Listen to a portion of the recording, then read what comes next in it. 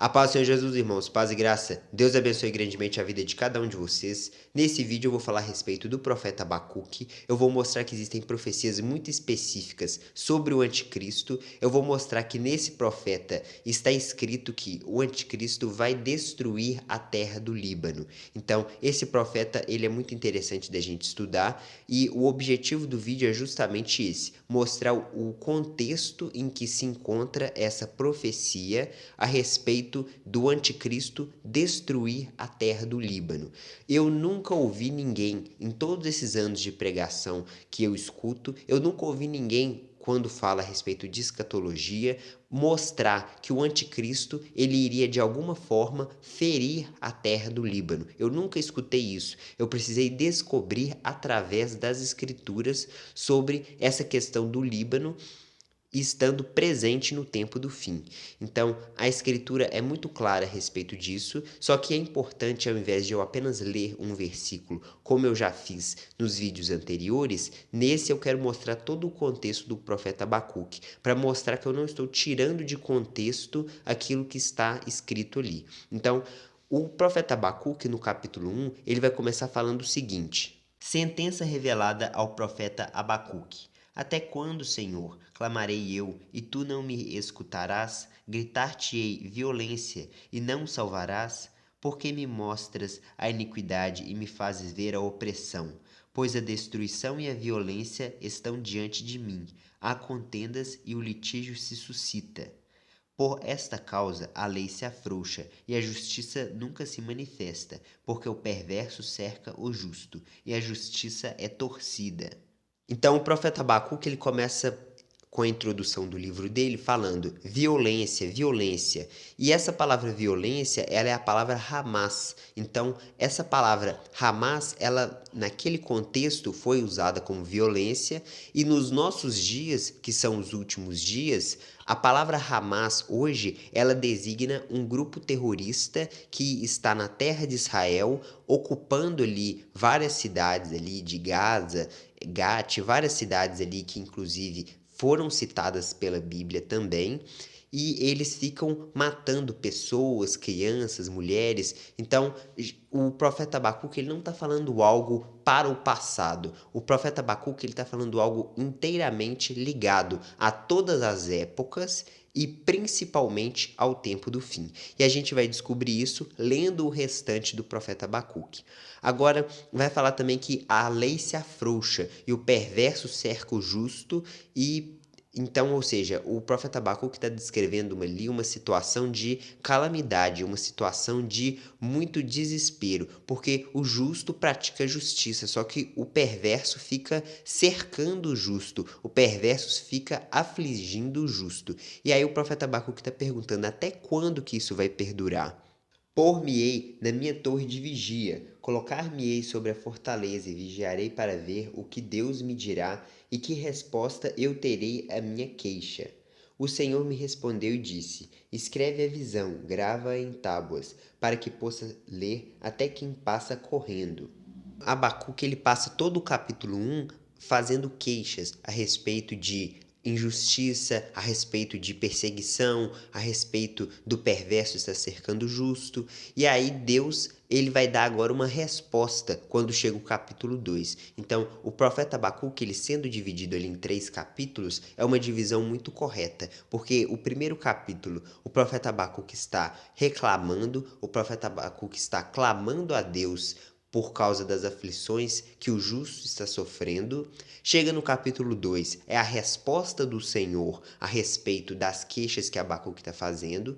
E o capítulo 3 é a oração de Abacuque em agradecimento a Deus ter redimido o povo, em agradecimento à grandeza de Deus, porque Abacuque vai falar vários pontos interessantes, como por exemplo, a volta do Senhor. Então, nesse contexto, Deus vai passar uma visão para Abacuque que fala: grava isso em pedras, para até quem passa correndo possa ler o que está escrito ali. Ou seja, era para Abacuque manifestar o que Deus vai falar com ele. Porque a visão ainda está para se cumprir, no tempo determinado, mas se apressa para o fim, e não falhará. Se tardar, espera-o, porque certamente virá, não tardará. A visão é para o tempo determinado, é para o tempo do fim. Se essa visão estiver tardando, espera, porque ela não tardará, ela não vai falhar. Se ela tardar, ela ainda vai se cumprir. Ou seja, existe o tempo determinado para essa visão se cumprir. E essa visão ela vai se cumprir no tempo do fim. Então, o profeta Abacuque está sendo bem claro. A visão que vai ser dita agora é para o tempo do fim. Eis o soberbo, sua alma não é reta nele, mas o justo viverá pela sua fé. Assim como o vinho é enganoso, tampouco permanece o arrogante, cuja gananciosa boca se escancara como o sepulcro, e é como a morte que não se farta. Ele ajunta para si todas as nações e congrega todos os povos. É muito interessante porque o profeta Abacuque acabou de descrever um homem soberbo, arrogante, que com a boca gananciosa ele haveria de reunir todas as nações. E isso se refere ao tempo determinado do fim. Então, claramente está se referindo ao anticristo no tempo do fim, que vai reunir as nações para pelejar contra Jerusalém. Ele é um homem soberbo, ele é um homem arrogante e ele é um homem que não vai permanecer, porque assim como o vinho é enganoso, o arrogante não vai permanecer. E aí agora vai começar a descrever os crimes que esse homem vai cometer. Não se levantarão, pois, todos este contra ele, um provérbio, um dito zombador, dirão: ai daquele que acumula o que não é seu, até quando? E daquele que a si mesmo se carrega de penhores. Não se levantarão de repente os teus credores, e não se despertarão os que te hão de abalar? Tu lhes servirás de despojo. Visto como despojaste a muitas nações, todos os mais povos te despojarão a ti, por causa do sangue dos homens e da violência contra a terra, contra a cidade e contra todos os seus moradores. Muitos povos vão despojar o anticristo, da mesma forma que o anticristo despojou a muitos povos. Então é ali a lei da retribuição. Esses muitos povos que vão despojar o anticristo, eu entendo então que está se tratando do povo de Deus que vai se apropriar de roupas e vestes que pertence ao povo do anticristo. Então, o acampamento do anticristo ali no Vale do Armagedon, ele vai ser destruído, o exército deles vão ser destruído e todas aquelas riquezas vão passar para a mão daqueles que servem a Deus. Então, esse texto ele não é uma contradição. A gente poderia pensar que teria que vir um outro país, uma outra nação para destruir o anticristo. Não é isso que o texto está dizendo. O texto está dizendo que é o povo de Deus que vai se apropriar dos pertences do anticristo, das riquezas, do ouro, da prata que ele possui. Não vem do Senhor dos exércitos que as nações labutem para o fogo e os povos se fatiguem em vão? Pois a terra se encherá do conhecimento da glória do Senhor, como as águas cobrem o mar. O profeta Abacuque, ele finaliza o capítulo 2 reprovando os ídolos, porque em Apocalipse 13 diz que o falso profeta vai fazer uma imagem para a besta que vai ter fôlego de vida e vai fazer morrer não somente aqueles que não adorarem a besta, como também aqueles que não colocarem a marca da besta. Então, por isso que o capítulo 2 do profeta Abacuque, ele finaliza reprovando os ídolos. Ele está falando que os ídolos não têm poder nenhum, eles não têm fôlego de vida, sendo que em Apocalipse 13 diz que a imagem da besta ela vai ter poder de se movimentar, então é um ídolo que tem poder de falar. Isso não é uma contradição. Justamente na época de João não existia a tecnologia que existe hoje para ser criado, por exemplo, um robô. Então o robô, ele tem ali poder de vida, de falar, só que ele não tem o fôlego de vida. Então, essas duas informações, elas são completamente harmônicas nos nossos dias. E talvez alguém que lesse isso há muito tempo atrás não entenderia o que realmente está dizendo. Então, como que é possível uma imagem, uma escultura ter poder de falar? Isso só é possível nos nossos dias, só que aquilo é uma mentira. O único Deus verdadeiro é o Deus da Bíblia, o Deus de Abraão, de Isaac e de Jacó. E o capítulo 3 vai finalizar todo o contexto de Abacuque falando o seguinte: oração do profeta Abacuque, sob a forma de canto. Tenho ouvido, ó Senhor, as tuas declarações e me sinto alarmado. Aviva a tua obra, ó Senhor, no decorrer dos anos. E no decurso dos anos faze-a conhecida. Na tua ira, lembra-te da misericórdia. Deus vem de Temã, e do monte Parã vem o Santo. A sua glória cobre os céus, e a terra se enche do seu louvor. O seu resplendor é como luz, raios brilham da sua mão, e ali está velado o seu poder. O capítulo 3 ele começa então falando a respeito da volta do Senhor. Vai falar que Deus vai vir da terra de Edom, resumindo ali o que é a localização Temã e a localização Parã. É o sul da terra de Judá. Por que Deus vai vir dessa terra? Justamente porque isso se conecta claramente com aquilo que foi escrito pelo profeta Isaías no capítulo 63, quando fala que Deus está vindo de Edom. Isso acontece porque Deus desceu do céu, o Senhor Jesus desceu do céu, pelejou contra os inimigos e agora ele está voltando de Edom com as vestes salpicadas de sangue, justamente porque ele destruiu todos os ímpios. Então, essa é a cronologia dos eventos. Não é uma contradição. Jesus veio do céu, só que ele pelejou contra os inimigos até ele voltar depois da terra de Edom, porque ele perseguiu os inimigos dele até aquela terra. Agora, vai continuar o texto falando o seguinte: adiante dele vai a peste, e a pestilência segue os seus passos. Ele para e faz tremer a terra, olha e sacode as nações, esmigalham-se os montes primitivos e os outeiros eternos se abatem. Os caminhos de Deus são eternos. O profeta Abacuque, então, ele está falando a respeito de terremoto, ele está falando a respeito de chamas de fogo, que é, na verdade, essa palavra pestilência, na verdade, é saraiva de fogo.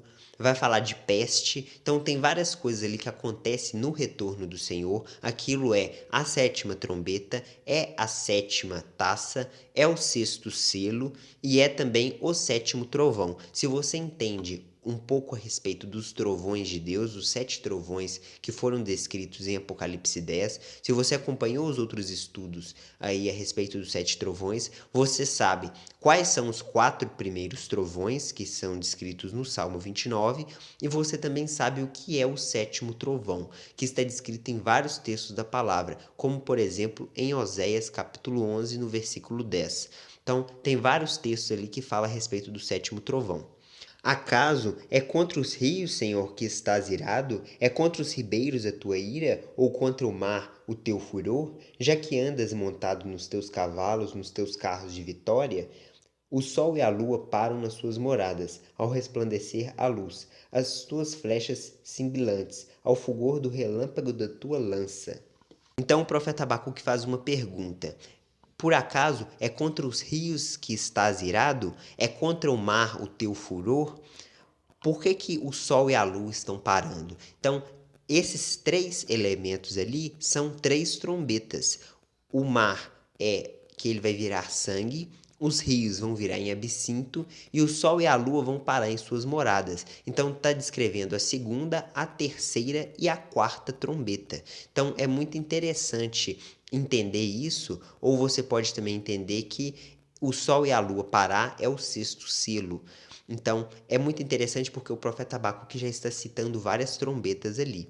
E aí vai falar dos raios cintilantes, o fulgor da tua lança. Então, isso já está apontando para trovões de Deus, que a gente também sabe que são no Apocalipse. Então, o profeta Abacuque ele está falando de uma forma muito resumida ali. Ele está falando que vai ter castigo sobre os rios, sobre o mar, sobre o sol e a lua, e também raios cintilantes ou o fulgor da tua lança. Então tá falando ali também dos trovões de Deus. Então tá tudo dentro desse contexto. Ouviu e meu íntimo se comoveu, a sua voz tremeram os meus lábios, entrou a podridão dos meus ossos e os joelhos me vacilaram, pois em silêncio devo esperar o dia da angústia, que virá contra o povo que nos acomete. Ainda que a figueira não floresça, nem haja fruto na vide, e o produto da oliveira minta, e os campos não produzam mantimento, as ovelhas sejam arrebatadas do aprisco, e nos currais não haja gado, todavia eu me alegro no Senhor, exulto no Deus da minha salvação. O Senhor Deus é a minha fortaleza, e faz os meus pés como os da corça, e me faz andar altaneiramente. Ao mestre do canto para instrumentos de cordas. O profeta Abacuque ele vai finalizar o livro dele falando: ainda que a figueira não floresça, ainda que não haja fruto na vide, ainda que o produto da oliveira minta, todavia eu vou me alegrar em Deus. O profeta Abacuque ele finaliza o livro dele falando essas palavras porque aquele período em que ele está descrevendo é o período da grande tribulação. O período em que o profeta Abacuque está falando é o período em que o povo de Deus passa por uma grande tribulação, é perseguido pelo anticristo. O anticristo tem detalhes sobre ele no capítulo 2, quando fala que ele é soberbo, que ele é arrogante, que ele, com a boca dele, ajunta as nações para si próprio.